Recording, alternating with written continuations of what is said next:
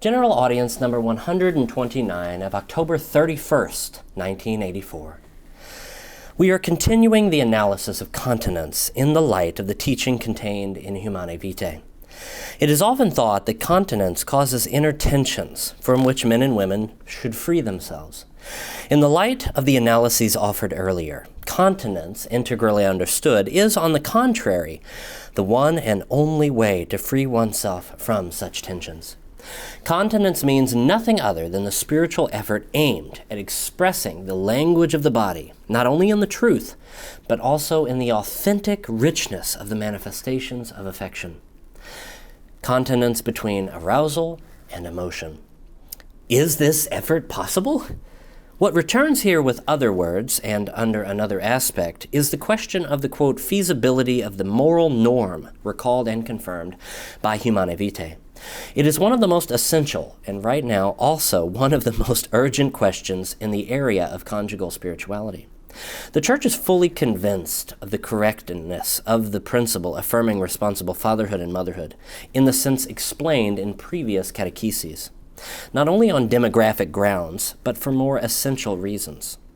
Responsible is what we call the fatherhood and motherhood that corresponds to the personal dignity of the spouses as parents, to the truth of their person, and of their conjugal act.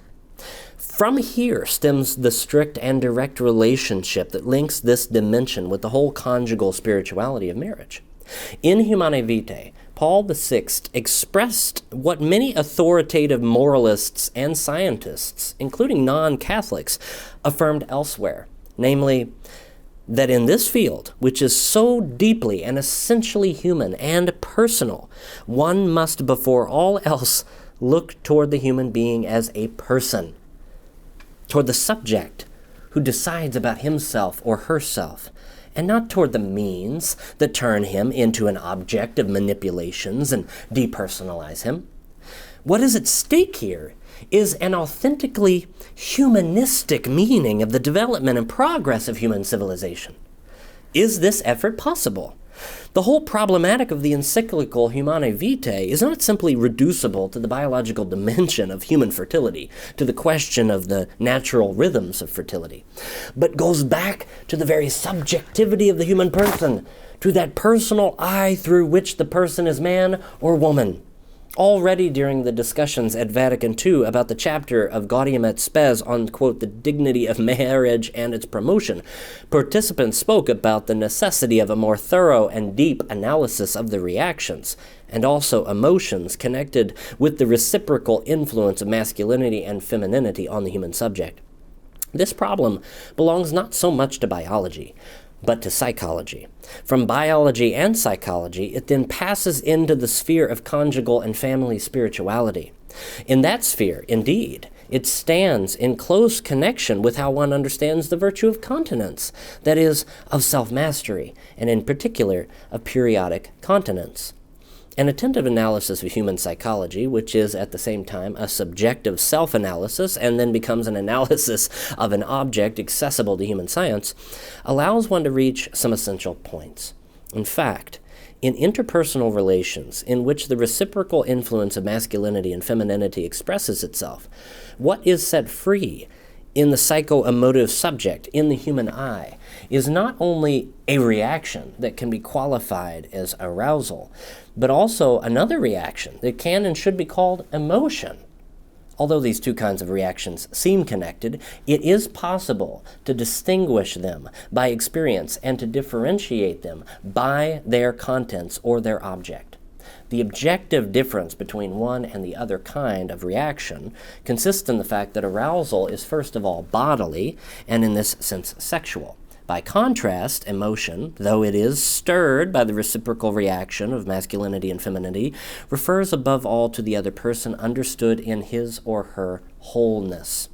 One can say that this is an emotion caused by the person in relation to his or her masculinity or femininity. What we are saying here about the psychology of the reciprocal reactions of masculinity and femininity helps us to understand the function of the virtue of continence, about which we spoke earlier. Continence is not only, nor even mainly, the ability to abstain, that is, mastery over the many reactions woven together in the reciprocal influence of masculinity and femininity, this sort of function can be defined as negative. But there exists also another function of self-mastery, which we can call positive. And it is the ability to orient the respective reactions both as to their content and as to their character. It has already been said that in the field of the reciprocal reactions of masculinity and femininity, arousal and emotion appear not only as two distinct and different experiences of the human eye, but they also often appear together within the same experience as two of its distinct components. The reciprocal proportion in which these two components appear in one determinate experience depends on various circumstances, both of an internal and an external nature. At times, one of the components definitely has the upper hand. At other times, there is rather an equilibrium between them. As the ability to orient arousal and emotion in the sphere of the reciprocal influence of masculinity and femininity, continence has the essential task of maintaining the equilibrium between the communion in which the spouses want to express reciprocally only their intimate union, and the communion in which they, at least implicitly, welcome responsible parenthood. In fact, arousal and emotion can determine on the part of the subject the orientation and character of the reciprocal language of the body. Arousal seeks, first of all, to express itself in the form of sensual and bodily pleasure. That is, it tends toward the conjugal act, which, depending on the natural rhythms of fertility, brings with it the possibility of procreation. By contrast, emotion called forth by another human being as a person, even if it is conditioned in its emotive content by the femininity or masculinity of the other, does not through itself tend to the conjugal act, but limits itself to other manifestations of affection, in which the spousal meaning of the body expresses itself, and which nevertheless do not include its potentially procreative meaning.